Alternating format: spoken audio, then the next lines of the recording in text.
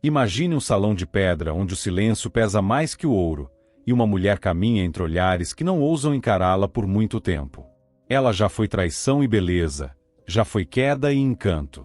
Mas o que acontece quando a alma mais sedutora da corte é envenenada e se recusa a morrer em silêncio? Esta é a jornada de Maria Padilha, uma mulher que cruzou o abismo.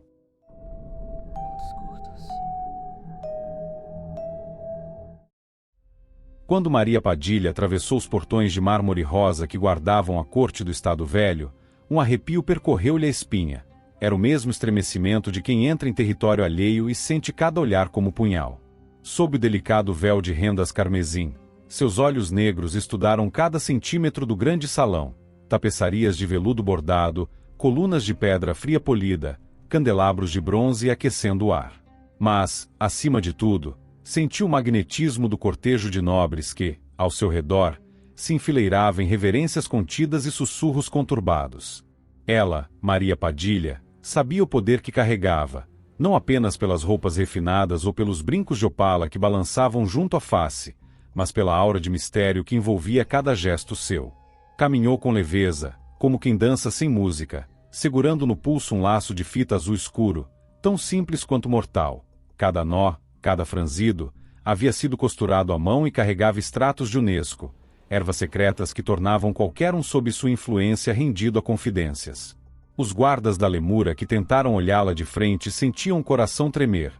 Os cortesãos mais experientes se recolhiam, guardando com cuidado segredos que traziam em suspiros. Padilha ergueu um leve sorriso e deixou escorregar da manga um pequeno espelho prateado, cravejado de símbolos desconhecidos. Imediatamente, no reflexo do metal, a princesa de língua afiada adivinhava feições traiçoeiras. Ali, castelos de intrigas cresciam silenciosos, alianças eram forjadas e sentenças eram ditadas sem alarde. Encostou junto ao vestido para que a corte inteira visse, ainda que jamais descobrissem seu real alcance.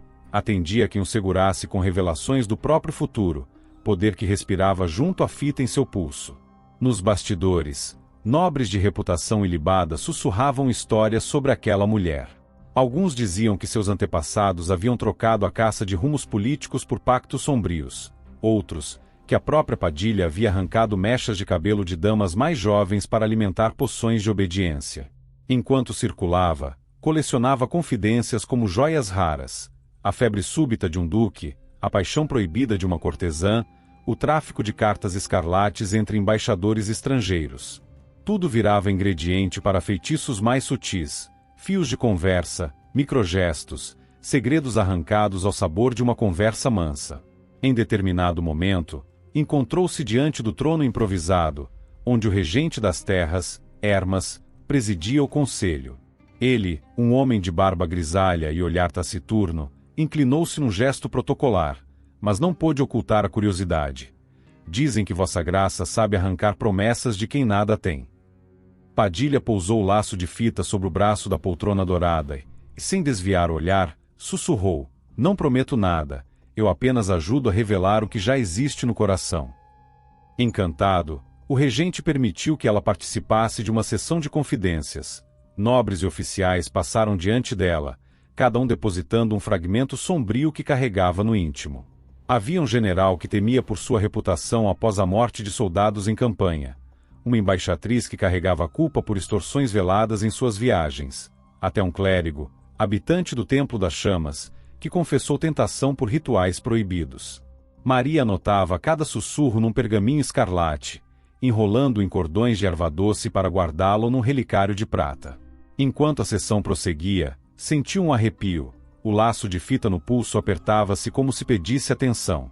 E, na penumbra do salão, um homem alto e encapuzado a observava. Seus olhos, de um âmbar profundo, cintilavam sob as sombras, refletindo um interesse mais antigo que a própria corte. Antes que pudesse reagir, ele desapareceu na fileira de arquibancadas, deixando para trás um perfume forte de mirra. Era o primeiro sinal de que aquela corte, por mais brilhante, ocultava perigos profundos.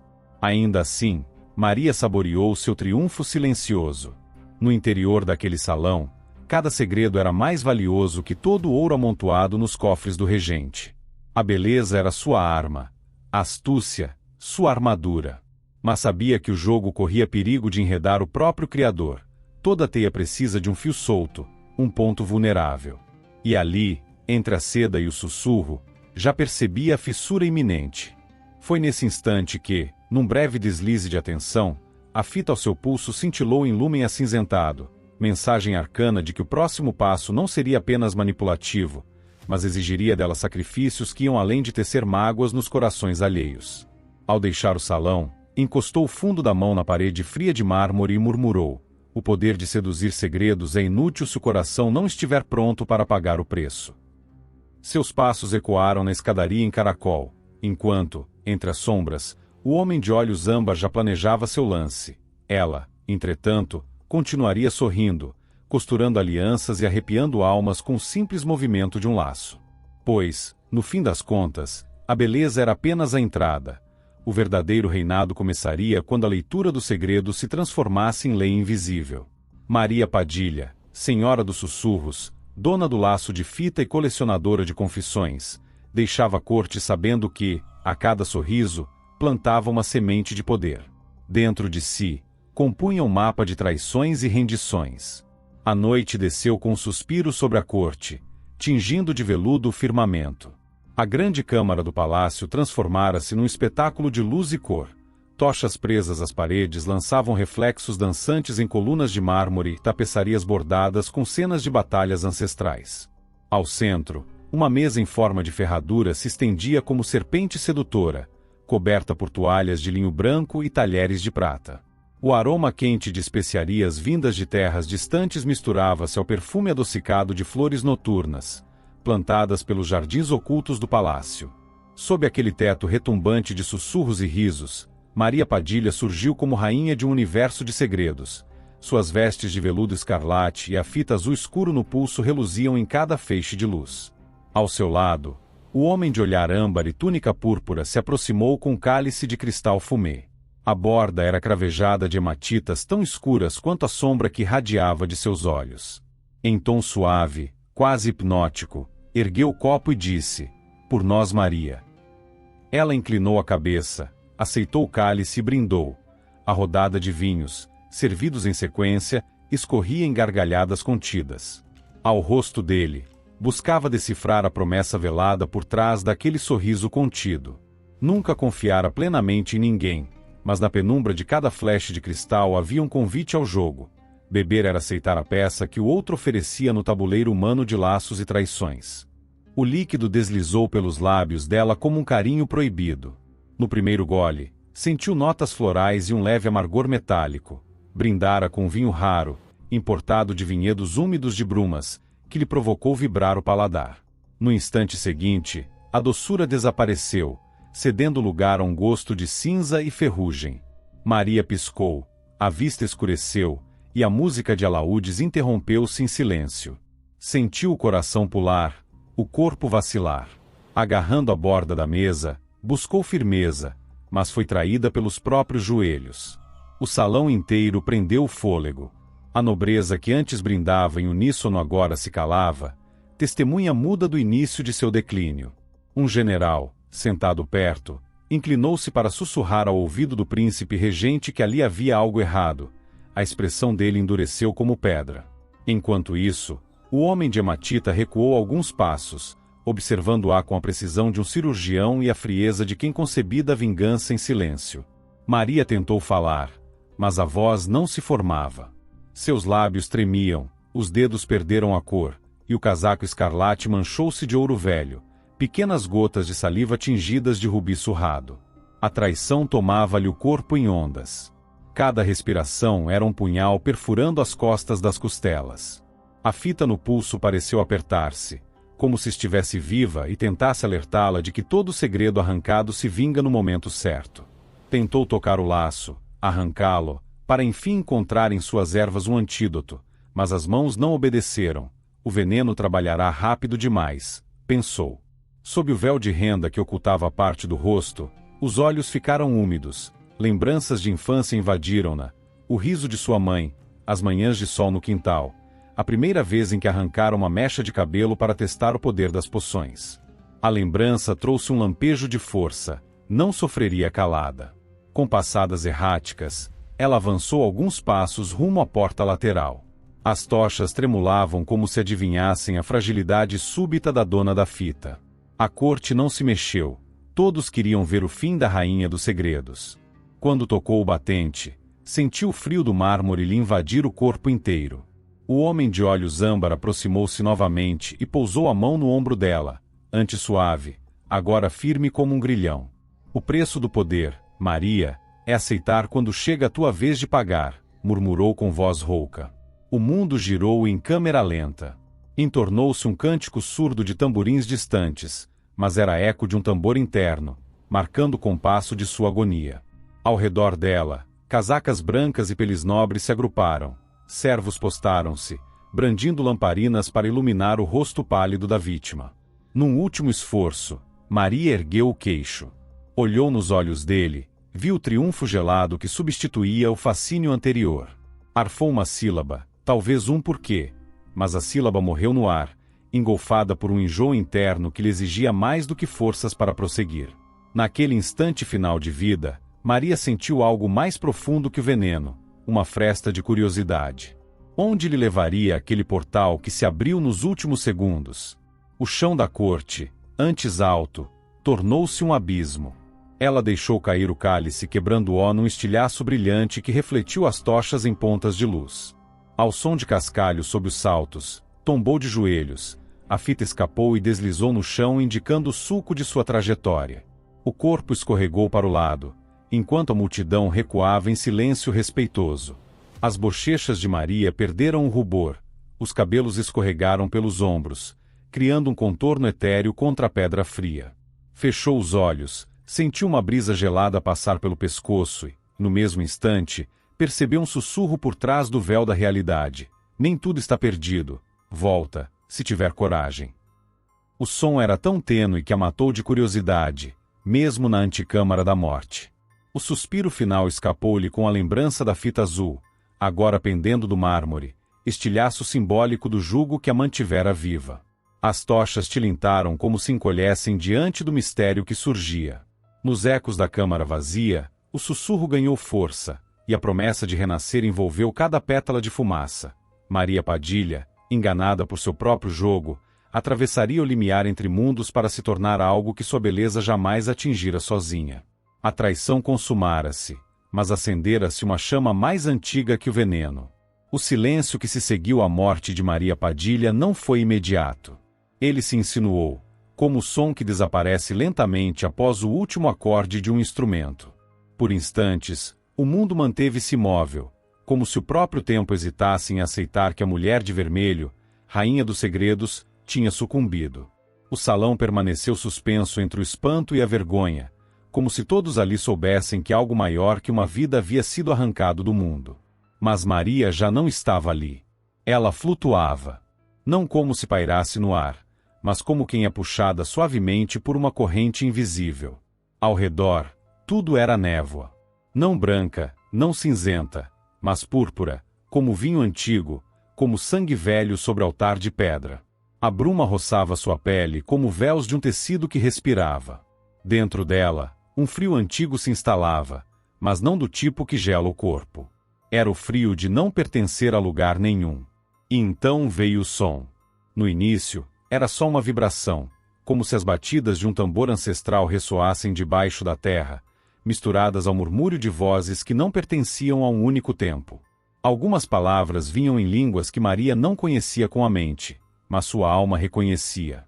Você ainda não terminou. Ela acorda, mas não como antes. O veneno a matou. A dor a pariu. Maria abriu os olhos. Mas não eram os mesmos olhos. A íris tinha adquirido um brilho profundo, em tons de âmbar e violeta, como se as cores do veneno e da magia tivessem se fundido dentro dela. Ao redor, o chão não era chão. Ela estava sobre um campo de poeira luminosa, que pulsava a cada passo que tentava dar, como se o próprio terreno respirasse sob seus pés. A primeira coisa que percebeu foi o peso. Não o peso do corpo, mas o da alma. Carregava em si todas as culpas, todos os laços que um dia amarrou e nunca desfez. Cada segredo sussurrado, cada nome usado como moeda de troca, cada sedução que virou espinho. Ela caiu de joelhos, não por fraqueza, mas porque algo dentro dela exigia humildade. As mãos tremiam, e não havia espelho, mas sabia que já não era mulher da corte. O vestido ainda era vermelho, mas mais escuro, como se tingido por noites insones. A fita azul no pulso voltara, mas agora cintilava com luz própria, como se alimentada por algo muito além da matéria. De dentro da névoa, uma figura surgiu. Um vulto feminino, alto, esguio, coberto por camadas de tecido esvoaçante. O rosto era indistinto, como se composto por todas as mulheres que haviam sido injustiçadas, silenciadas, traídas. A voz, quando veio, era ao mesmo tempo mãe, irmã, inimiga e guia. Você morreu no mundo dos homens, Maria. Mas aqui você pode escolher renascer. Quem é você? Perguntou ela, a voz ainda rouca, carregada da poeira entre os mundos. Sou todas as que se levantaram quando ninguém mais acreditava. Sou o sussurro que avisa antes da queda e o grito que nasce depois dela. Sou a parte de você que você renegou. A figura estendeu a mão, e da palma surgiu uma pequena chama, púrpura como a névoa. Esta é sua essência. Você pode apagá-la, ou alimentá-la. Mas, se decidir reacender sua história, não será como antes. Toda mulher que morre de forma injusta carrega o direito de voltar como algo maior. Você quer justiça, ou quer poder? Maria encarou a chama. Sentiu o chamado. Não queria apenas poder, queria o fio de sua história de volta. Queria ser mais do que a mulher que caiu. Queria ser a que ergueu o próprio nome como espada. Estendeu a mão. Quando tocou a chama, tudo ao redor se transformou. A névoa girou como redemoinho, e centenas de rostos surgiram por entre ela. Rostos de outras mulheres, outras entidades, outras vozes que já tinham trilhado o mesmo caminho. Algumas choravam. Outras sorriam. Todas observavam. Maria se ergueu lentamente. Sentia o pulsar da energia antiga correndo por seus braços. O leque, antissímbolo de sedução, agora surgia em sua mão como uma arma ritual. Não mais acessório, artefato. Um instrumento de equilíbrio. Cada gesto que fazia com ele desenhava linhas de luz no ar. Círculos, runas, sigilos. Ela falou, e sua voz não tremeu. Se é para renascer, que seja com tudo que fui. Com dor, com força, com sangue e com nome. Eu sou Maria. E ninguém mais irá apagar o que eu sou. As palavras ecoaram pelas brumas, e, por um instante, tudo silenciou. O chão tremeu. A névoa brilhou. A chama explodiu em faíscas que se fixaram em sua pele como tatuagens de luz. E então, algo se abriu à sua frente. Um caminho feito de pedras flutuantes, iluminadas por colunas de fogo frio. Um portal entre mundos. E ao fim dele, uma presença. Um espírito masculino, curvado sob correntes de sombra e desejo. Ela não o reconhecia ainda, mas o coração estremeceu. Um chamado profundo ecoou, e ela soube. Aquela era a alma que a esperava. O renascimento não era apenas dela. Era também o início do acerto de contas. Maria Padilha respirou fundo, ajustou o leque à cintura e deu o primeiro passo rumo ao seu novo destino. A névoa púrpura a envolvia como um vestido de fumaça, e cada passo era um tambor batendo na eternidade. Agora, ela não era mais uma dama da corte. Nem apenas uma mulher traída. Era a que voltou. E quando uma mulher volta do além com olhos de justiça e um leque de poder, nem os vivos nem os mortos permanecem os mesmos. Ainda perfumada pelo sabor de renascimento, Maria Padilha caminhava pela estrada de pedras flutuantes, ladeada por colunas de fogo frio que tremeluziam em tons de violeta e bronze. Cada passo despertava ecos de trombetas silenciosas, e a névoa púrpura ondulava como véus que revelavam e ocultavam, alternadamente, rostos implorantes presos nas margens desse caminho entre mundos. A cada suspiro de ar, percebiam-se lamentos antigos e desejos velados, clamores de quem não encontrara descanso na morte nem justiça na vida. Exu Tiriri surgira ao seu lado, como sombra falante, oferecendo-lhe o leque gravado com runas cintilantes. Este é o momento de provar seu novo poder, disse ele, a voz misturando riso grave e solenidade. Não julgarás por ódio, mas por equidade, não por prazer, mas por dever. Maria sentiu o peso da responsabilidade consumi-la em espasmos de determinação. Apertou o cabo do leque, sentindo a madeira entalhada pulsar com energia ancestral. À frente, ergueu-se a grande encruzilhada do umbral. 4 caminhos de pedra negra entrelaçavam-se sob arcos de samambaias luminescentes. No centro, uma plataforma hexagonal flutuava sobre abismos de bruma. Ali, espíritos aguardavam, dispostos em fila silenciosa, cada um envolto em correntes invisíveis que sussurravam segredos de vidas passadas. Padrões de luz se formavam no ar, traçando círculos e pentagramas que marcavam o espaço sagrado do julgamento. O primeiro a se apresentar era um jovem comerciante de olhar vazio, cujas mãos trêmulas ainda seguravam bolsas de moedas etéreas. Sua culpa era óbvia: explorara famintos em vida, vendendo grãos por preços que mataram muitos de fome. Prostrou-se diante de Maria, voz falha: eu busquei apenas riqueza, senhora. Mas vi crianças caírem ao solo, e não estendi minha mão. O comerciante ergueu o rosto, olhos enevoados de arrependimento. Maria escutou, em silêncio absoluto, cada sílaba. O leque, fechado, repousava junto ao corpo dela, como extensão da própria mão divina. Respirou fundo e disse, firme: você viveu para o ouro. Comprou poder, mas não comprou empatia. Sua sentença é carregar, agora, o fardo da fome que causou, até aprender o valor de um único grão. Num gesto sutil, desdobrou o leque, liberando uma brisa púrpura que envolveu o comerciante.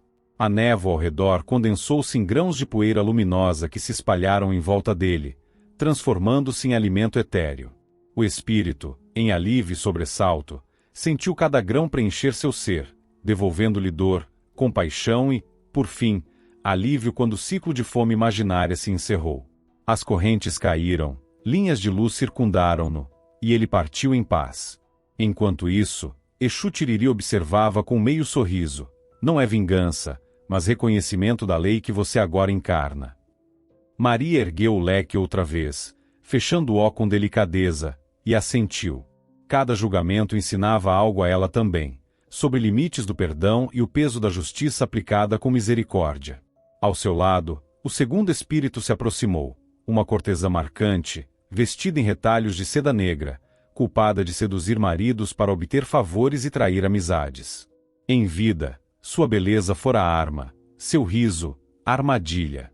Agora vacilava, barriga coberta de lacerações de vergonha. Brinquei com corações como milho em feira, confessou, voz sombria. Não imaginei me enredar.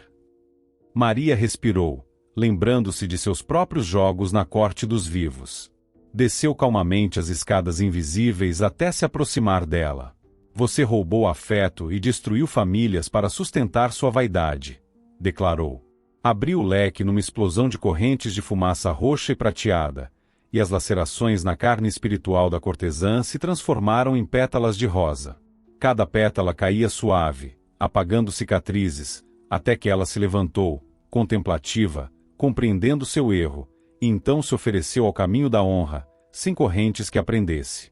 A fila se esvaziava, e cada julgamento trazia-lhe aprendizado, o equilíbrio entre pena e compaixão, a não duplicidade do coração, a força de quem constrói ao invés de arrasar.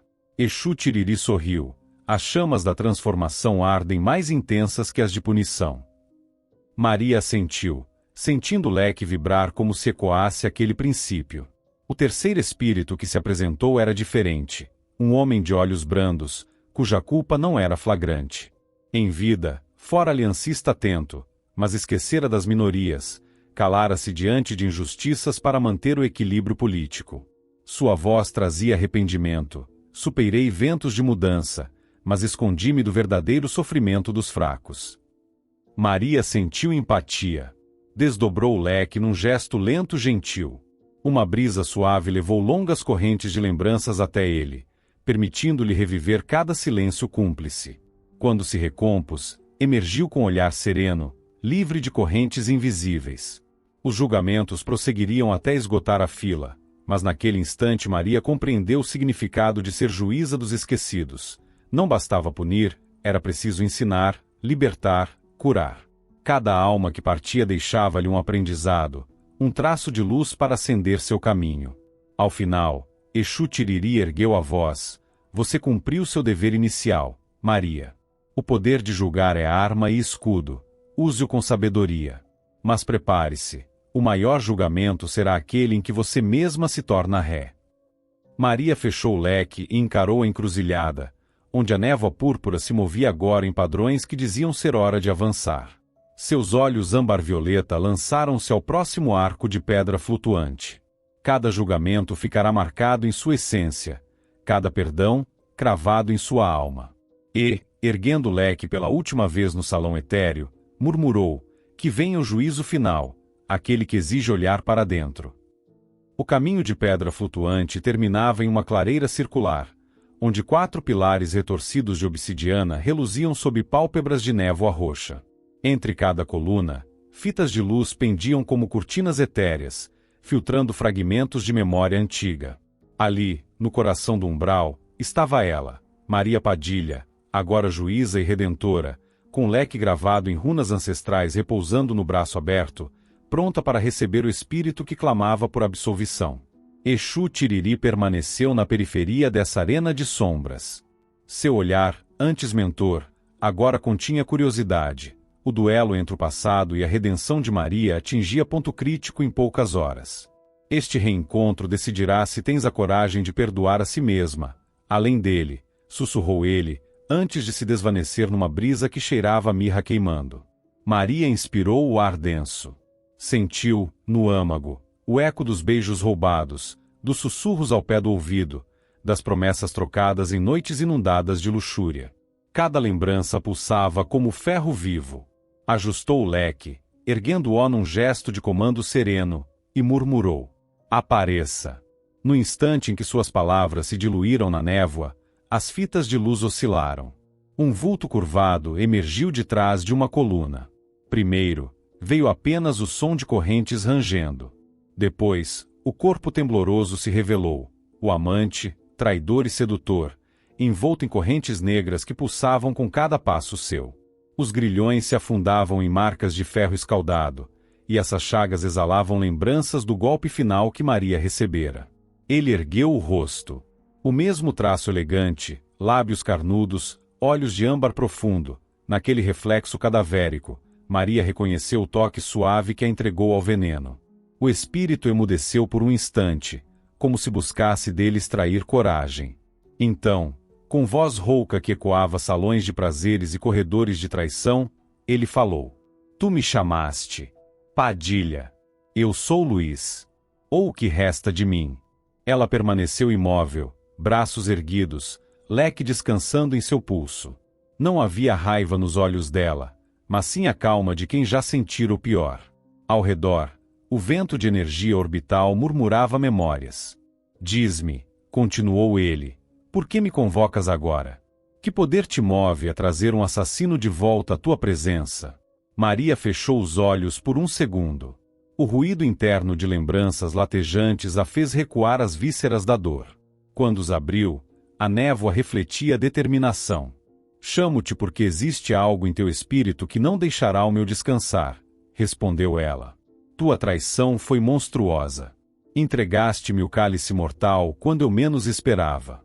Mas minha jornada não se conclui em simples vingança. Há uma dívida de perdão a ser paga, não por ti, mas por mim.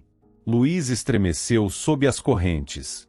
Seu olhar, antes altivo, agora pesaroso, desviava-se do leque. O espectro parecia frágil, como se cada palavra de Maria nascesse um fio de luz cortando suas correntes. Por fim, ele suspirou, correntes tilintando. Eu sei que não mereço tuas palavras. Fui cobiçoso, fui frívolo, enamorei-me do poder que havia em teus olhos, e da ambição que bradavas em teu coração. Troquei laços sinceros por esquemas de dominação. E pagaste, com tua vida, minha covardia. Maria permaneceu em silêncio, absorvendo a confissão. Sabia que o veneno não fora apenas líquido, fora metáfora da quebra de confiança, de cada segredo roubado para alimentar sua vaidade. A névoa rodopiou entre eles, moldando-se em lembrança viva da noite da traição. Então, ela ergueu o leque. Não para atacar, mas para abrir caminho ao julgamento final. Com um gesto lento, desdobrou-o inteiro. Uma onda de brisa violeta e prateada se espalhou pela clareira.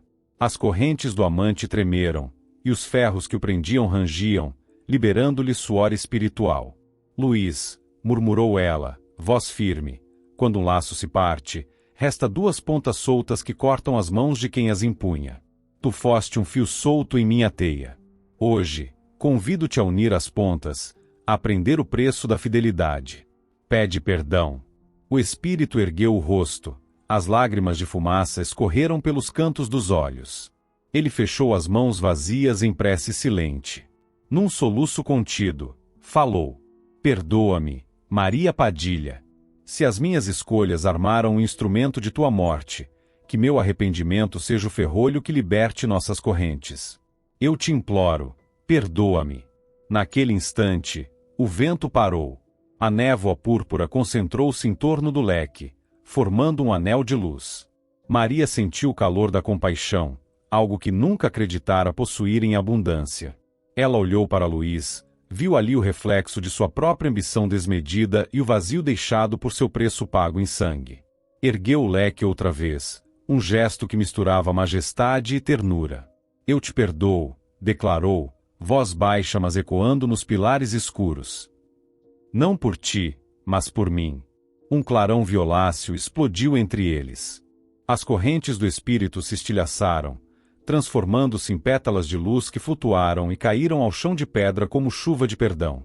Luiz ergueu-se, livre, e seus olhos refletiram gratidão e alívio. Maria abaixou o leque, tomada por um misto de exaustão e elevação.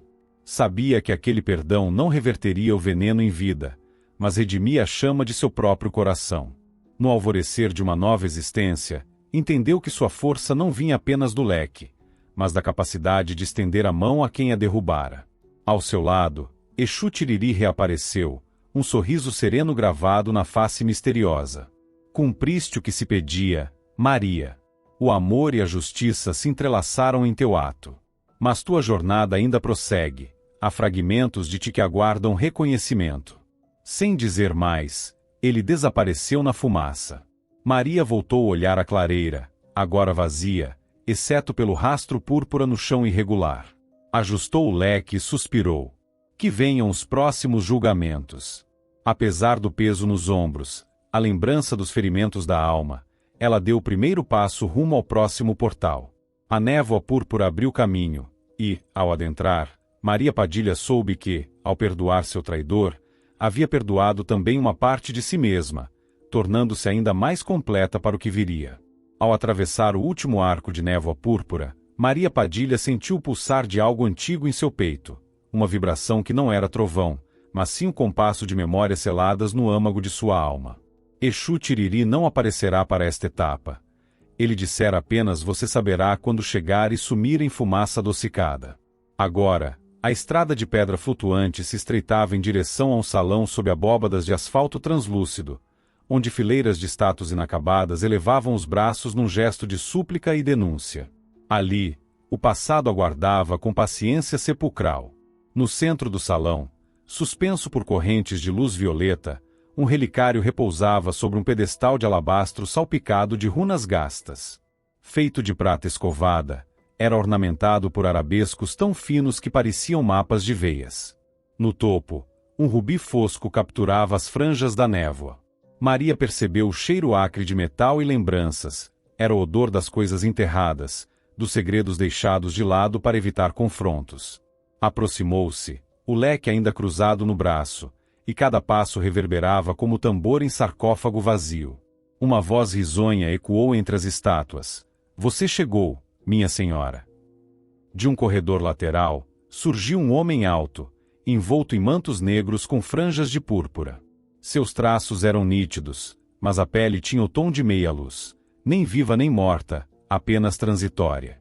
Ele guardava o relicário com delicadeza, como quem embala um infante esquecido. Tu és corajosa, continuou, voz profunda como eco de cavernas ancestrais. Poucas ousariam reviver memórias que demandam sacrifício. Eu sou Avelar, emissário de um pacto que fizeste quando ainda o mundo te admirava em teu berço de seda. Maria segurou o pedestal, os dedos esfregando o metal frio. Lembrou-se da cerimônia proibida, menina ainda, conduzira-se por mãos mais velhas, oferecera-se ao fogo de rituais secretos para provar lealdade. Naquela noite, arrancaram-lhe a mecha de cabelo prateado que carregava como troféu de inocência. Em troca, recebera poder, mas perdera, para sempre, a pureza que nutria sua essência. És tu, então, quem guarda o fragmento de minha infância, falou ela, voz rouca de surpresa e melancolia. O fio que me transformou antes de me ensinar a voar. Avelar sorriu, e no rubi fosco do relicário cintilaram sombras.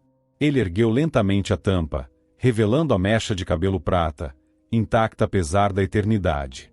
As últimas luzes da vela queima-lua tremulavam nas pontas, como se o relicário respirasse. Este é o elo que te ligou ao trono das encruzilhadas. Ele sustenta teu poder, mas também te aprisiona a dor que deste para recebê-lo. Hoje, exijo que o reconheças, não como lembrança de glória, mas como parte de quem és. Maria sentiu a garganta contrair-se. A mecha de cabelo pulsava com energia latente, evocando risos inocentes, tardes de sol no jardim de sua casa nobre e o cheiro de lavanda que misturava infância e promessas de futuro. Cada fragmento da memória vinha em ondas.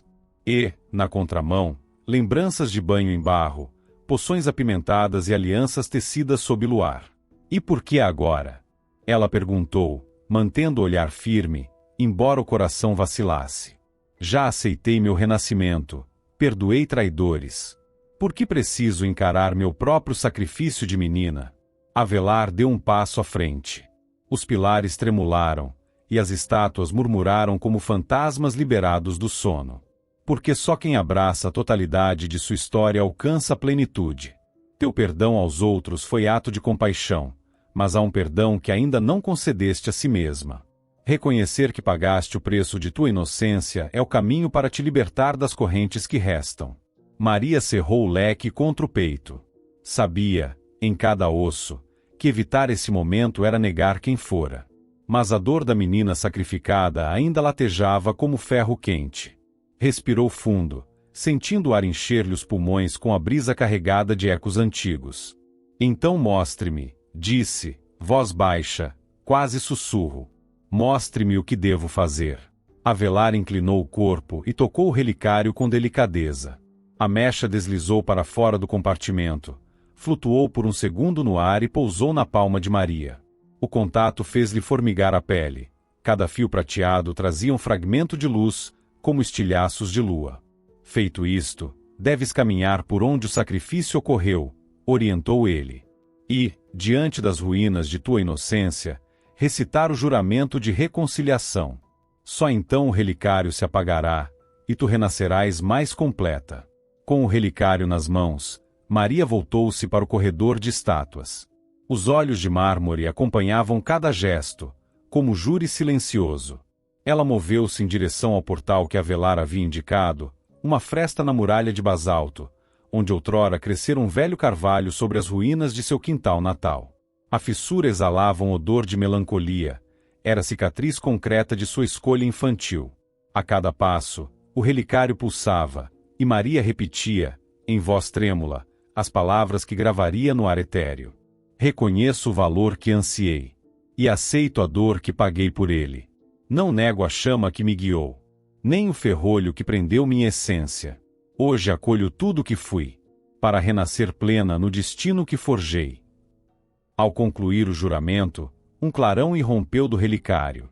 O rubi fosco riu em faíscas de luz púrpura, e o fragmento de cabelo transformou-se em pó cintilante, deixando no ar um perfume suave de lavanda e mel. As correntes de energia reverberaram no salão. As estátuas se ergueram como se finalmente respirassem, e o portal se alargou, projetando colunas de névoa cintilante. Maria sentiu o relicário desmanchar-se em cinzas luminosas que se fixaram no leque, como segredos inscritos na madeira. O poder que antes falhara em conciliar sua totalidade, agora se amalgamava em sua essência, entrando em harmonia com o perdão que finalmente lhe dera a si mesma. Avelar, surgindo novamente, assentiu com respeito. Agora és completa, Maria Padilha.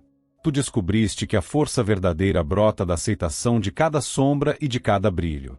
Mas tua jornada prossegue. Há outras lacunas a preencher.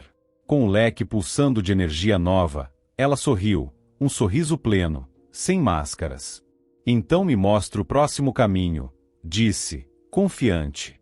E, com isso, adentrou o portal, deixando para trás as estátuas libertas e levando consigo o poder que só a reconciliação consigo mesma poderia lhe proporcionar. A névoa púrpura se adensava em torno de Maria Padilha enquanto ela atravessava o portal recém-aberto, ainda com fragmentos luminescentes de relicário entrelaçados ao leque.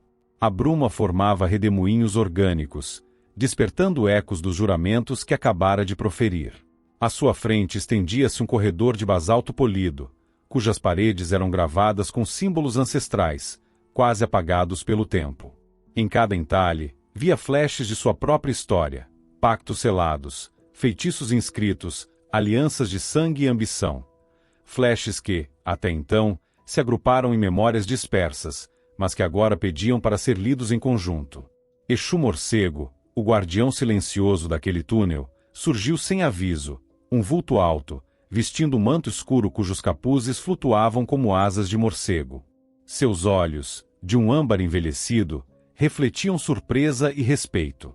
Sem trocar palavras, ele pousou o relicário dissolvido no pedestal de basalto, onde agora restavam apenas cinzas cintilantes que tremulavam como brasas de outro mundo. O relicário cumpriu seu propósito, disse Exu Morcego, voz grave como pedra moída. Mas as cinzas contêm fragmentos de outra verdade, aquela que você ainda evita encarar. Maria franziu o senho.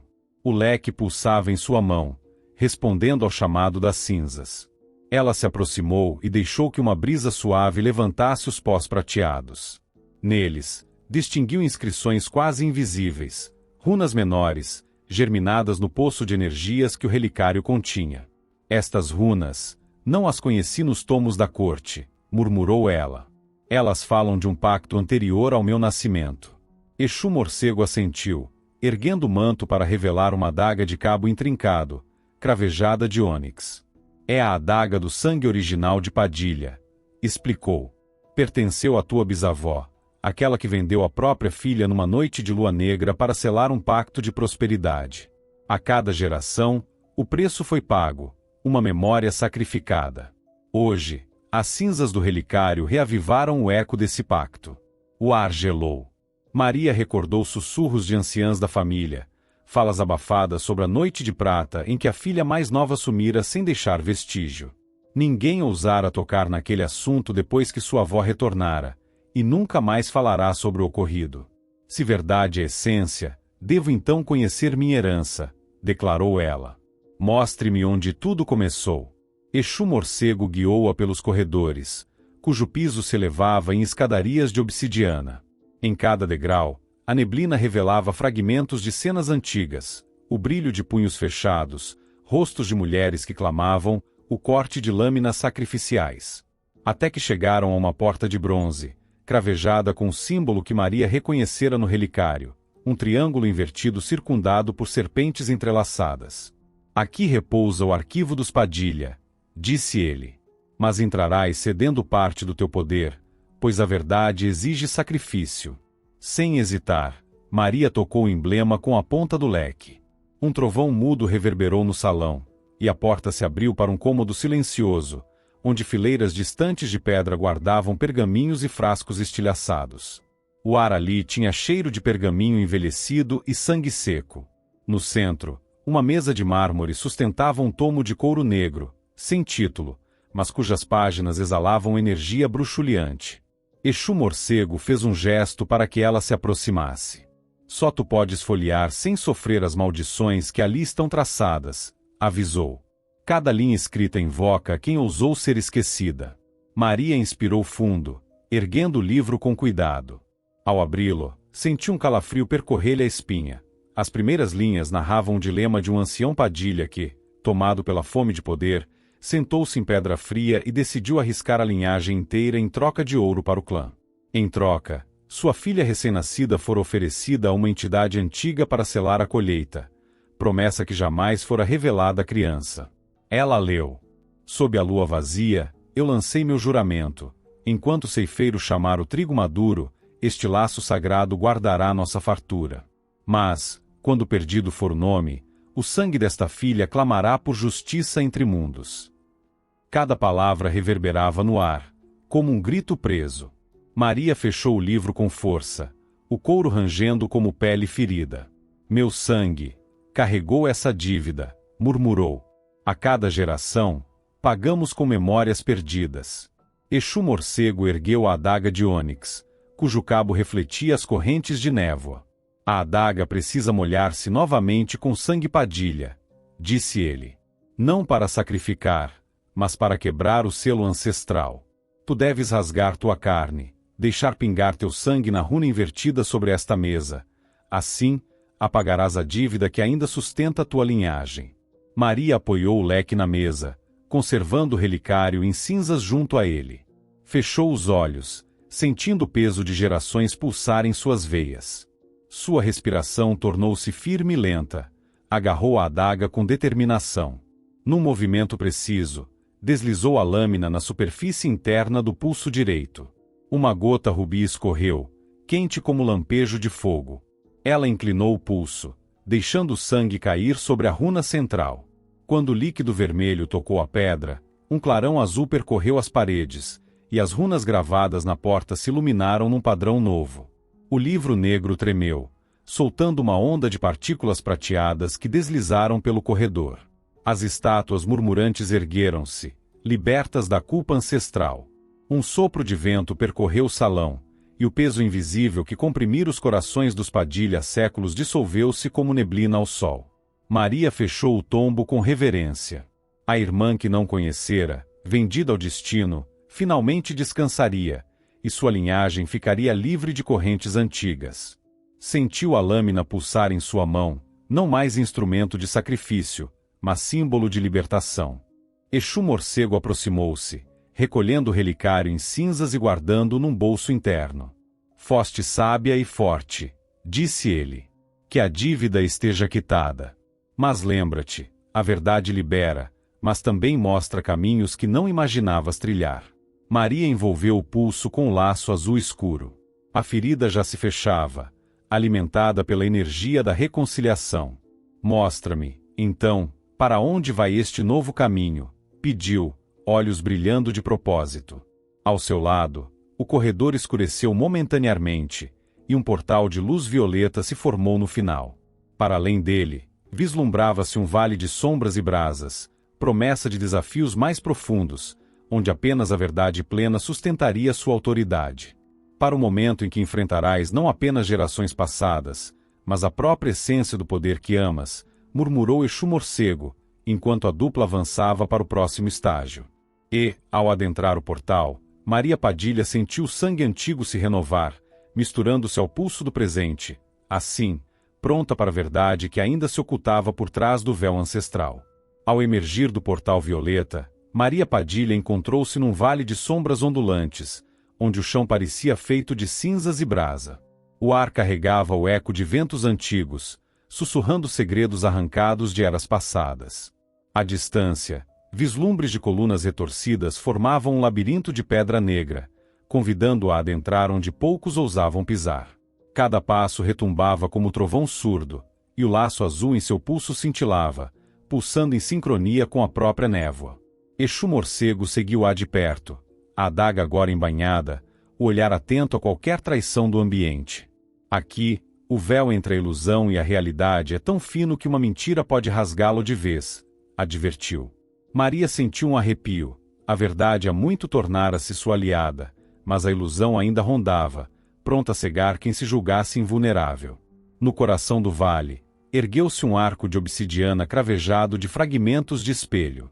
Refletia imagens distorcidas, faces conhecidas, rostos que ela reconhecera como aliados e inimigos nas cortes antigas. Ao olhar, Maria viu seu próprio reflexo multiplicado, ora jovem inocente, ora cortesã sedutora, ora juíza severa. Cada versão orava aos seus pés, clamando por redenção, por continuidade ou por vingança. Ela avançou até o centro do arco. As imagens pulsavam, e uma voz múltipla sussurrou: escolha quem és, ou perda tudo. O leque em sua mão tremeu, liberando faíscas de luz prateada que dissiparam parte dos reflexos. Maria ergueu a cabeça, impondo sua presença única e indivisível. Sou todas e nenhuma ao mesmo tempo. No mesmo instante, um rasgo de luz dividiu o espelho de obsidiana, abrindo o véu rasgado. A névoa púrpura e o fulgor do relicário misturaram-se, formando uma fenda que exibia um trono flutuante, erguido sobre correntes de sombra. Daquele assento vazio, ecoou uma risada grave. Bem-vinda, Maria Padilha. Aqui se decide o destino dos que controlam as sombras e a luz. À medida que ela se aproximava, o trono se materializava. Entalhes de serpentes entrelaçadas se contorciam nos braços. O encosto ostentava o símbolo do triângulo invertido, que agora brilhava com aura púrpura. O ar cheirava a incenso antigo e ferro frio. Maria sentou-se com dignidade, adaptando-se ao peso invisível do poder. Exu Morcego ficou atrás, em vigília silenciosa. Quem és? Ela perguntou, voz firme. E que destino espera quem ocupa este trono? A sombra tomou forma diante dela, um vulto majestoso, de traços ambíguos, misto de homem e mulher, velho e jovem, belo e severo. Os olhos eram lagos de energia, refletindo o passado e o futuro. Sou o guardião do véu, respondeu a entidade, voz oscilante entre tons graves e agudos.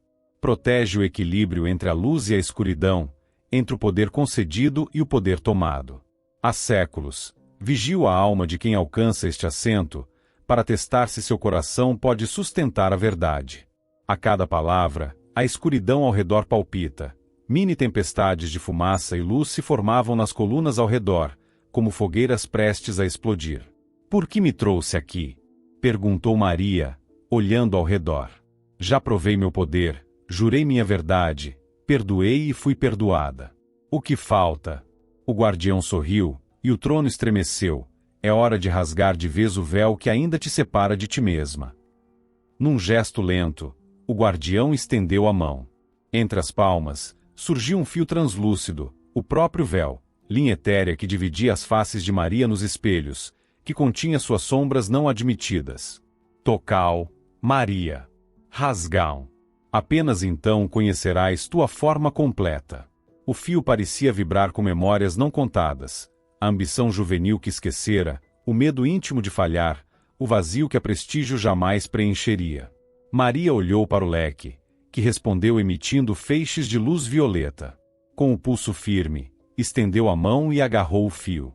Ao fazê-lo, sentiu cortar-lhe o céu do peito, abrindo uma fenda interna.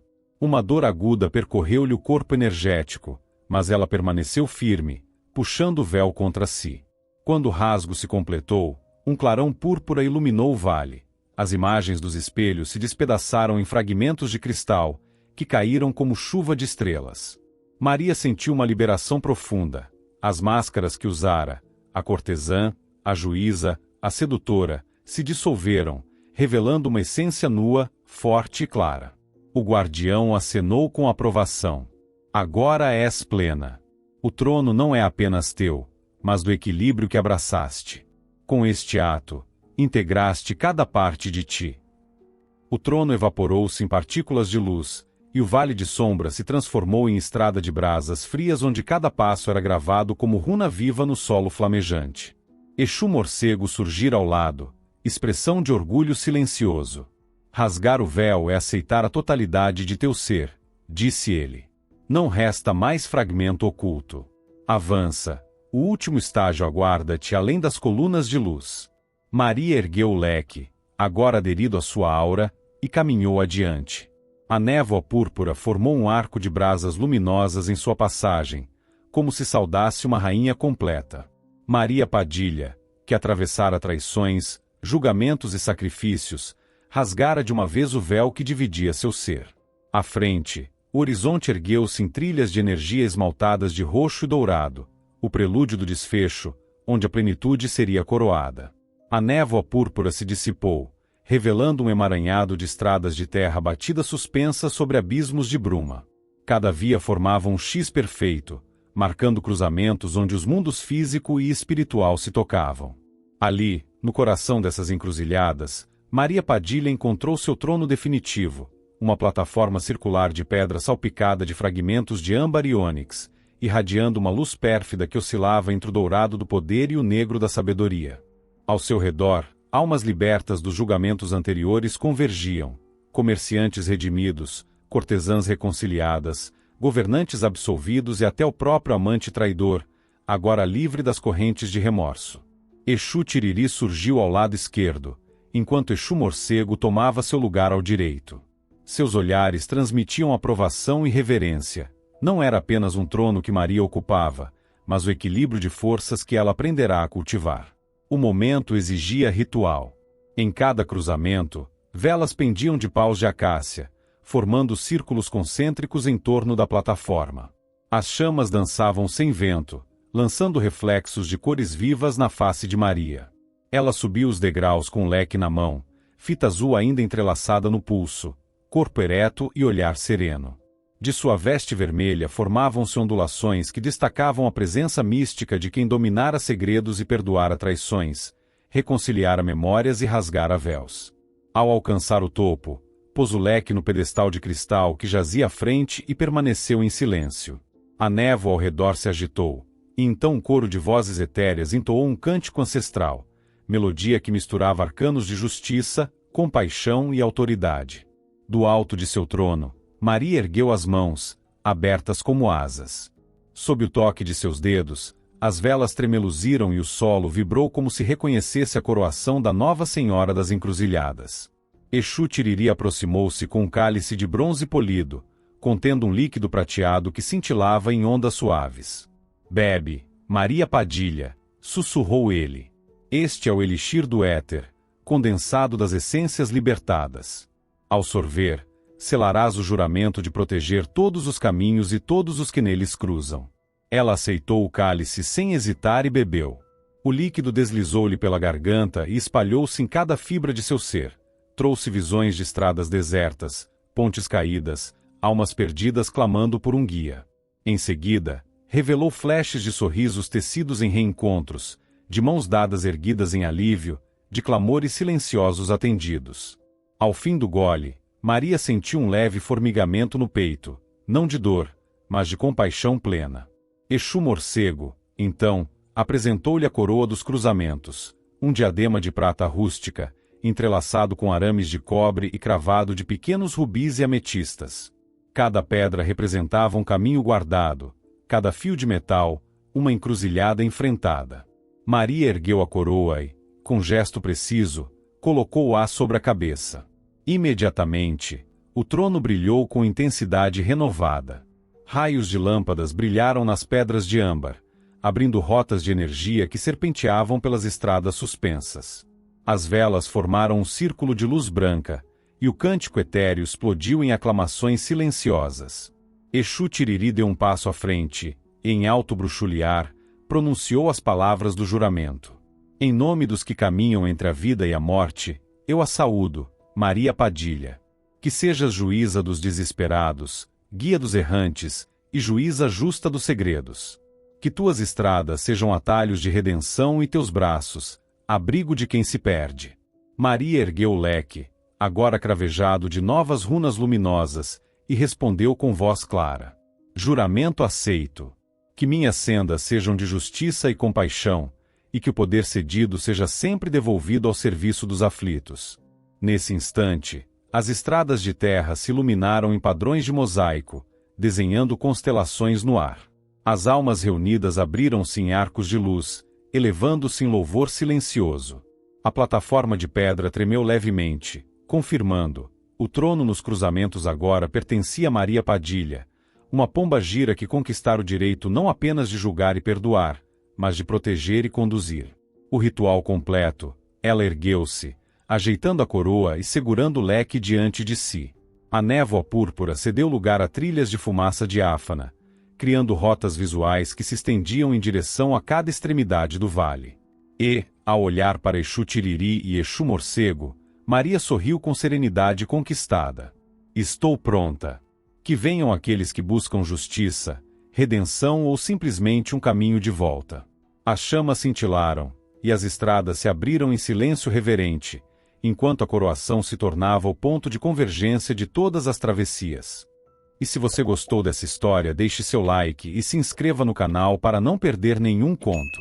E se você ainda não é membro do canal, torne-se agora e tenha benefícios exclusivos como vídeos extras, emojis exclusivos das entidades e selos personalizados ao lado do seu nome.